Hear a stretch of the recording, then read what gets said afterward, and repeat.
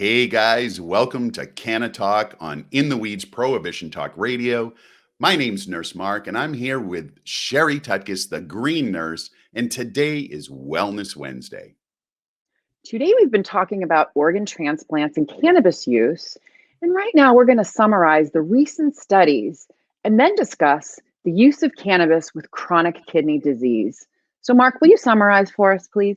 All right, Sherri, here we go. To summarize on organ transplants and cannabis use, recent studies suggest that the overall survival rates in kidney, liver, lung, and heart transplant patients using marijuana are equivalent to non-users. So what's that mean? That means that transplant teams should not exclude cannabis users from transplant listing, but instead holistically evaluate a patient's candidacy, integrating meaningful medical, psychiatric, and social variables into the complex decision-making process. All right, I don't know about you, Mark, but I'm going to just pipe in my opinion. So take it or leave it, everyone, but here we go. Hey, listen, your opinion's valid. You have knowledge. Thank you. And here, this is just from my experience, I'm just going to think about this for a second. If there were two healthy donors with the exact same profile and one used cannabis and one didn't, guess who I would choose? I would choose the donor that consumed cannabis, and here's the reason why.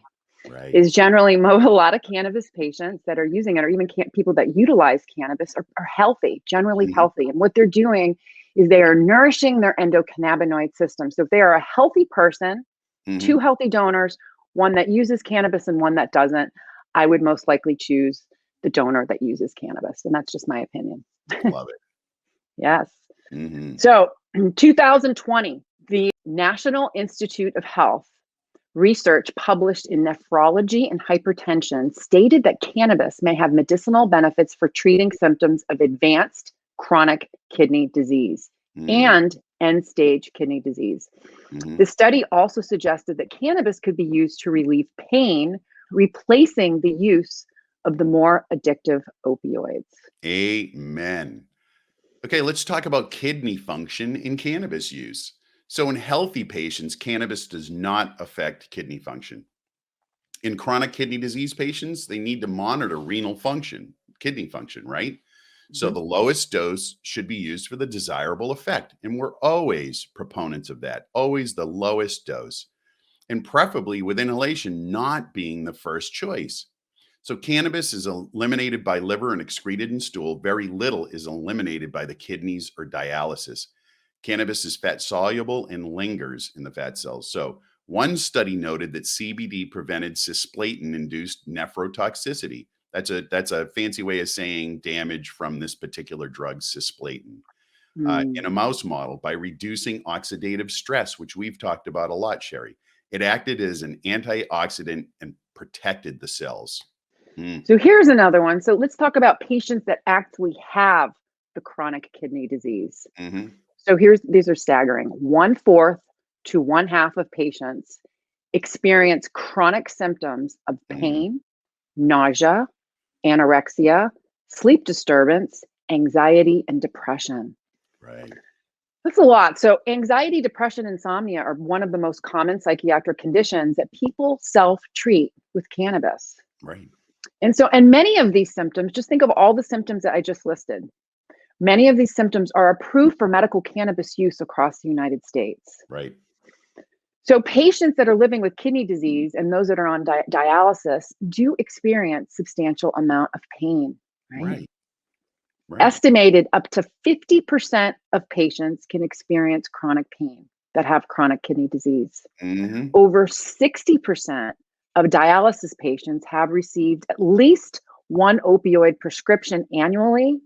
And 20% of dialysis patients take prescription opioids chronically. So listen, folks, the endocannabinoid system is present in many tissues, including the kidneys, where it has been shown to influence renal blood flow, glomerular filtration rate. That's how your kidneys filter the blood and take out all of the things that need to go from the body. Also fibrosis, fibroids, tumors in the kidneys, proteinuria, which is protein in your urine, and tubular function. Because let's face it, your kidneys are just tubular structures and they filter out things.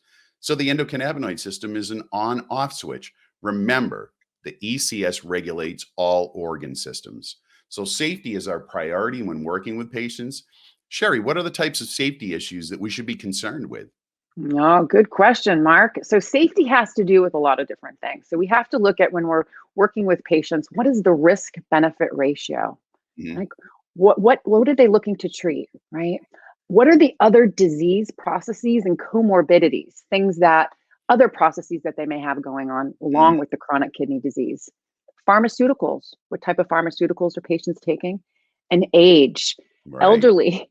As we get older, everything slows down, right? Right. Metabolism. Mhm. And so we're more sensitive as we get older. We The are. other thing that has to do with safety too is products. We Mhm. are proponents of safety and testing. We need to test for Right. purity, potency, contaminants, residual solvents. We want to make Mhm. sure we have clean medicine. Right. The other thing with safety too, when working with patients, is the type of product that they might be using and the method of administration for consumption. The other safety issue that we have is who's going to be helping these patients adjust and self titrate. So and our cannabinoid requirements can change over time as we change. So we Mhm. are all about safety, safe consumption. And what products should patients use? Well, basically, it's the same question. What we're Right. doing is what are we treating? What are the symptoms? Is it chronic Mhm. pain? Is it neuropathy? Is it anxiety? Is it depression? Is it insomnia? So we look at the biopsychosocial, spiritual aspects of healing. Right. And so what do? We do as nurses, we have patients take a walk down intake form lane. Mhm. So we guide them. We have to look at all these different things. So we guide patients in choosing products and the method of administration based on goals of cannabis therapy. Right. Right. So, yeah. So if of someone you know is suffering from chronic illness, reach out to us at thegreennurse.com. Hey, folks, thanks for joining us on Canna-Talk every Wednesday on In the Weeds Prohibition Talk Radio from 4:20 to 6:20 p.m. Eastern Standard Time. And be sure to visit us at www.thegreennurse.com.